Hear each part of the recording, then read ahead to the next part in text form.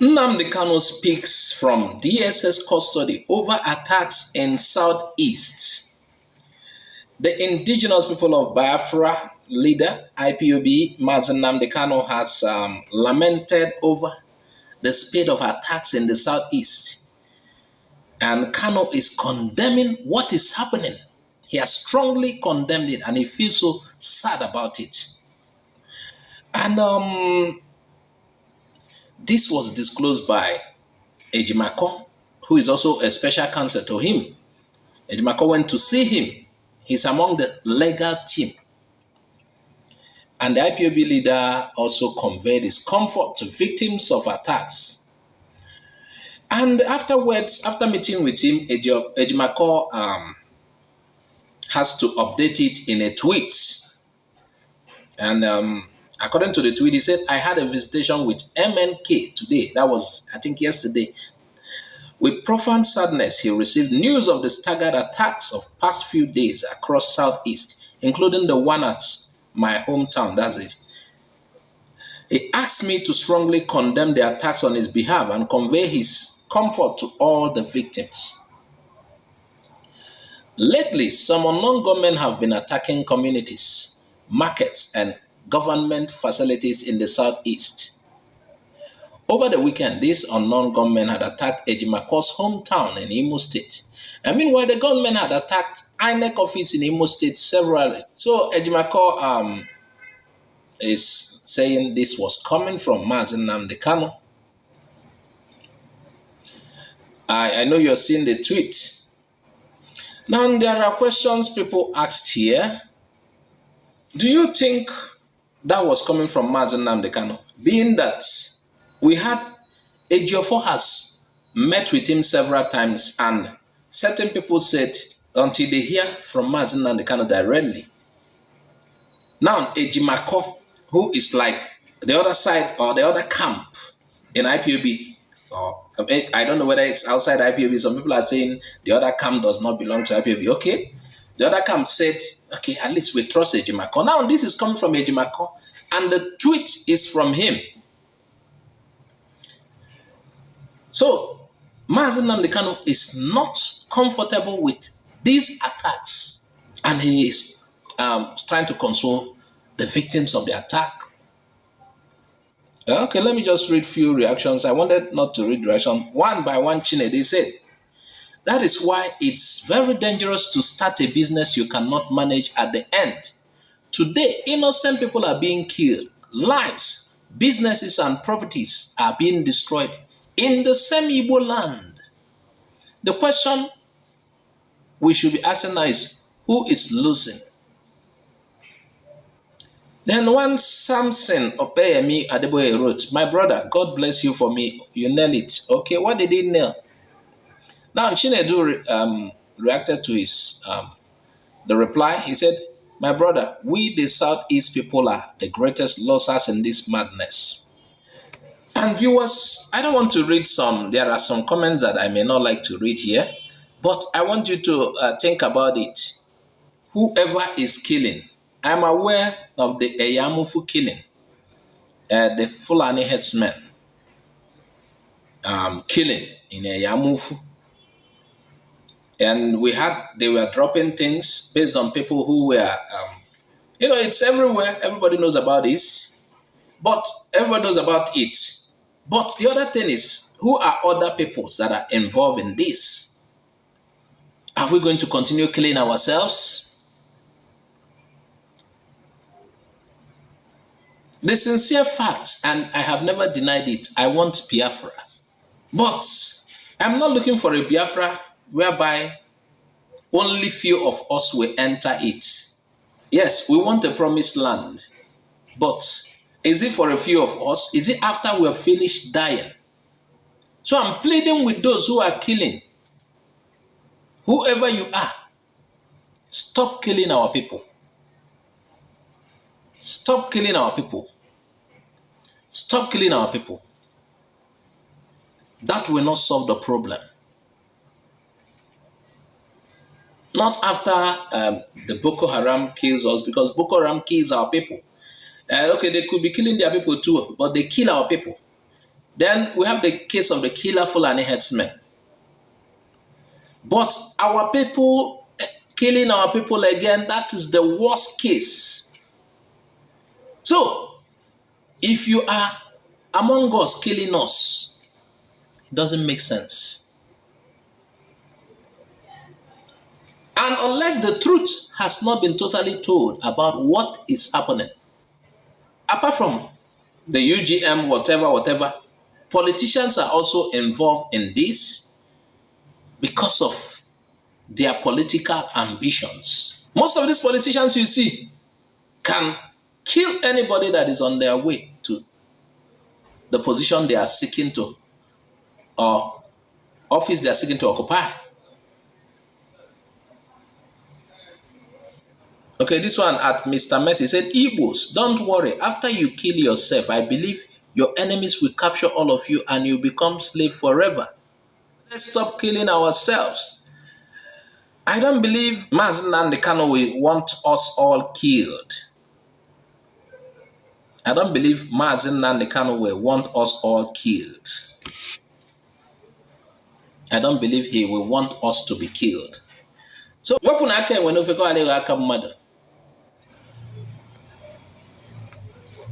Buhari asked to allow Nnamdi Kanu to address media on suspension of sit at home.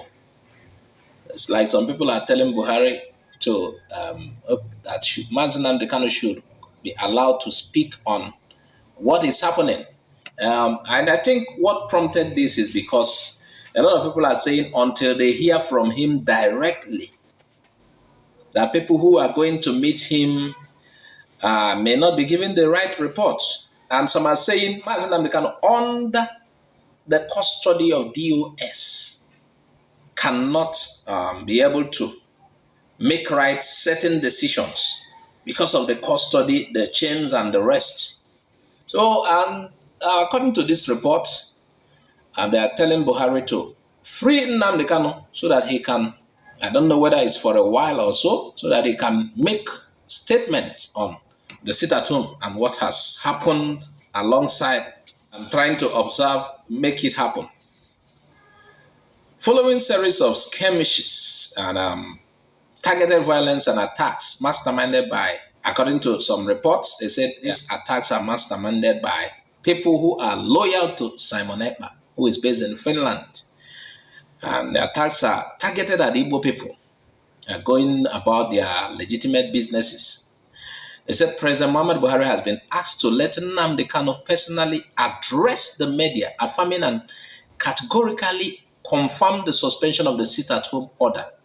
And you know already, Simon Ekpa and his group, you know, this started from DOS, though they suspended it. Now, Simon Ekpa and his group announced that until Nnamdi Kanu is released, the sit-at-home, which is Mondays, will not stop. Recently, they ordered a 5-day sit-at-home. Now that the normal Monday sit-at-home will not stop. So, a civil rights advocacy group, Human Rights Writers Association of Nigeria, HURIWA, had, in a statement, called on Buhari to release Nnamdi Kanu to speak concerning the sit-at-home himself. Perhaps a recorded video, or maybe he will come on air. He'll be allowed to come on air. HURIWA also criticized the law enforcement agents and the Directorate of State Services, DSS, for their failure of intelligence to effectively nip in the bud the dozens of bloody attacks and hit-and-run shootings by hoodlums and terrorists in the Southeast, purportedly attempting to destroy the economic mainstay of millions of Igbo people. According to HURIWA, since the DSS, the police, and the armed forces, together with the governors of the southeast of Nigeria, are happy that the commoners are being decimated, degraded, and almost at the verge of being wiped off the earth by the scorched earth terrorist attacks of undesirable elements seeking to unleash a regime of chaos, anarchy, and doom in the southeast, the president should let Nnamdi Kanu speak to Igbo people to affirm or deny the report by his lawyers that he had ordered an end to the sit-at-home order, which one Mr. Simon, an alleged follower of the detained leader, disputed and ordered for forceful implementation of the so-called sit-at-home order. The live television broadcast by Nnamdi Kanu on the lingering controversy around the order will assuage the suspended animation and suspicion by some persons loyal to Simon Ekpa that Nnamdi Kanu did not order an end to the economically stagnating sit-at-home order in the southeast of Nigeria. Secondly, just as was done in Ukraine, President Buhari should democratize arm licenses so sane adults can bear AK-47 and AK-49 to safeguard their right to life as a matter of national emergency. If this killings continues, who then will President Buhari preside over government for? HURIWA said in the statement issued by its national coordinator, Emmanuel Onwubiko. And the Red Group also lamented the bloody violence and mass killing of Igbo citizens by suspected gunmen purportedly enforcing the Simon Ekpa ordered sit at home. HURIWA went on, our Igbo brothers won't be happy with us that armed terrorists of Igbo extraction are killing fellow Igbos over political differences and agitations for self-government. If President Buhari is not the sponsor of the chaos in the southeast, then let his government adopt a pragmatic approach, such as permitting that Nnamdi Kanu address the media as a matter of extreme urgency to put an end to these killings. The fastest way to bring to the end of the stalemate between loyalists of Simon Ekpa who claim to be self-confessed disciple of Nnamdi Kanu, the detained leader of the IPOB and spokesperson of IPOB, who confirmed the suspension of sit-at-home order by Nnamdi Kanu, disputed by Simon Ekpa, is for the president, that's Major General Muhammad Buhari, to let Nnamdi Kanu to publicly, in a widely publicized live broadcast from DSS office, to personally confirm that he personally ordered the suspension of the sit-at-home order. This should be done immediately to put an end to an unending bloodshed in Igbo land. HURIWA is suggesting this to the president. Things are getting out of hand.